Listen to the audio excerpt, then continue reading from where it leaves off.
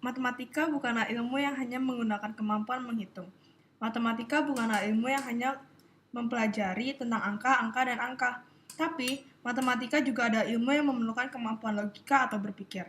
Kemampuan logika itu, ketika dikembangkan, akan membawa dampak atau manfaat yang besar bagi komunikasi kita sehari-hari. Apalagi jika dilihat banyak kesalahpahaman yang terjadi akibat kesalahan dalam komunikasi. Nah, belajar logika dapat memperbaiki cara berpikir kita dalam menarik kesimpulan dan lain halnya dalam komunikasi. Saya dan Adela akan membahas ada konektor logika apa saja yang terkandung dalam pasal-pasal di konstitusi negara kita, UUD 1945, penarikan kesimpulan yang benar, serta kesalahan dalam penarikan kesimpulan. Pertama-tama kita akan menyelidiki konektor logika yang ada dalam UUD ini. Kasus pertama adalah pasal 28A yang berbunyi, setiap orang berhak untuk hidup serta berhak mempertahankan hidup dan kehidupannya. Kita anggap saja bahwa setiap orang berhak untuk hidup sebagai A, berhak mempertahankan kehidupannya sebagai B.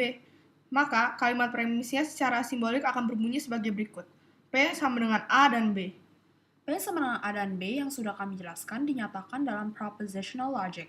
Jika kalimat di atas dinyatakan dengan predicate logic, simbolnya akan berbeda. Predikat logic merupakan pernyataan yang menyatakan adanya perbedaan antara kata semua, setiap, seluruh, dan sebagainya, dan kata ada, sebagian, atau beberapa. Karena dalam kalimat di atas ada kata setiap, maka penjabarannya adalah sebagai berikut. O merupakan himpunan orang, H dalam kurung X merupakan X berhak untuk hidup, dan T dalam kurung X sama dengan X berhak untuk mempertahankan hidup dan kehidupannya. Maka kesimpulannya dinyatakan dalam simbol V X himpunan O, titik 2A dalam kurung X, dan B dalam kurung X. Contoh kasus yang kedua diambil dari pasal 28G, yang bunyinya adalah setiap orang berhak untuk bebas dari penyiksaan atau perlakuan yang merendahkan derajat martabat manusia dan berhak memperoleh suaka politik dari negara lain. Untuk kasus ini, kita akan anggap kalimat setiap orang berhak untuk bebas dari penyiksaan sebagai M, perlakuan yang merendahkan derajat martabat manusia sebagai N, dan berhak memperoleh suaka politik dari negara lain sebagai O. Maka kalimat premis ayat ini akan berbunyi sebagai M atau N dan O. Untuk predikat logiknya, kalimat di atas akan berbentuk seperti ini.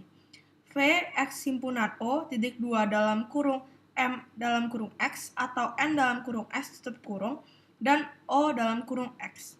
Selanjutnya, kami akan menyimpulkan beberapa ayat yang ada menggunakan penarikan kesimpulan yang benar. Contoh yang pertama, kami ambil dari UUD pasal 28. Salah satu ayatnya berbunyi demikian.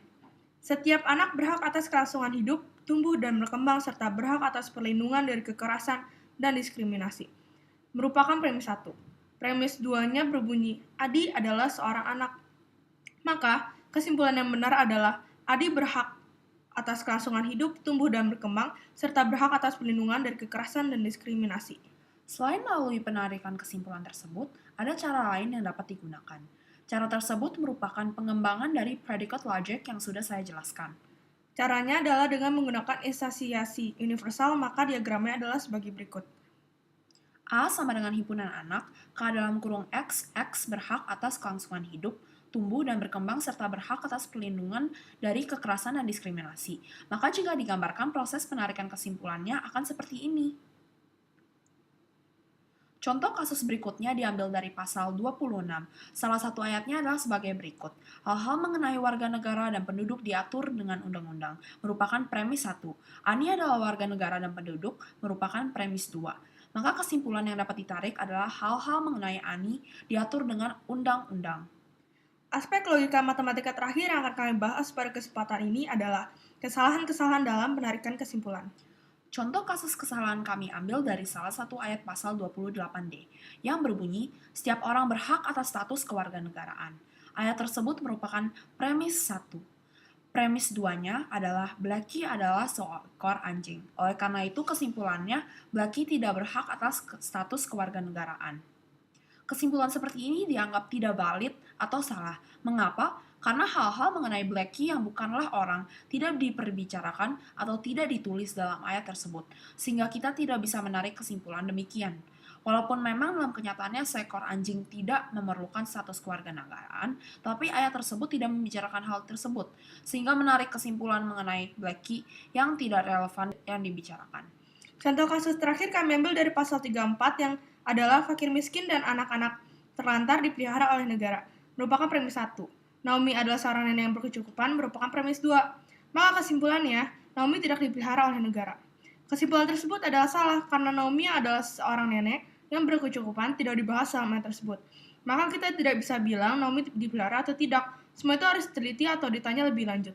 Sebagai penutup, kami ingin menyampaikan bahwa hendaklah kita bisa berpikir lebih dahulu sebelum mengambil keputusan dan menerapkan pelajaran logika yang membawa dampak baik ini dalam kehidupan kita, sehingga tidak ada lagi kesalahpahaman yang bisa terjadi. Sekian dari kami, terima kasih.